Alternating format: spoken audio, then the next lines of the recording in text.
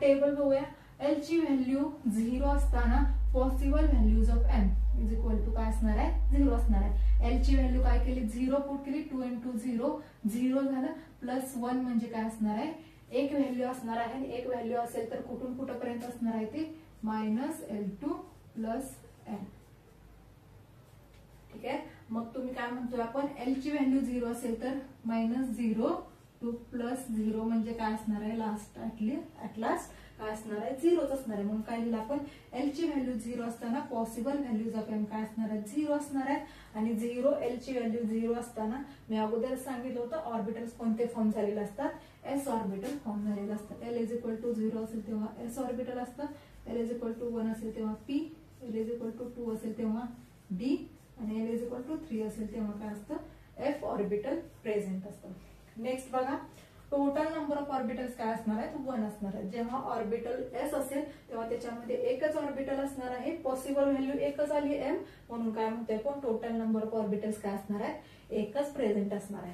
Next आपण बघू, L ची व्हॅल्यू 1 असेल तेव्हा पॉसिबल व्हॅल्यूज ऑफ एम काय असणार आहे, -L2 plus L, -L2 plus L, -1 2 plus 1 तिन्ही व्हॅल्यू आपण अगोदर इथं काढलेल्या आहेत, -1 0 आणि +1.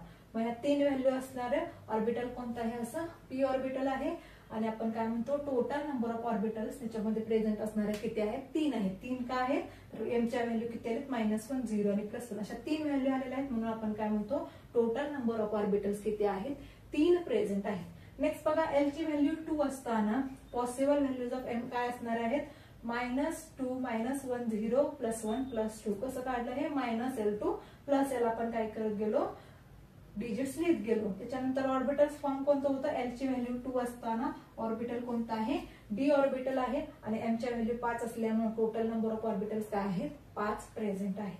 नेक्स्ट बघा, एल ची व्हॅल्यू 3 असताना -L2 प्लस एल एवढ्या एम च्या व्हॅल्यू पॉसिबल असू शकतात. मग -3 -2 -1 0 +1 +2 +3.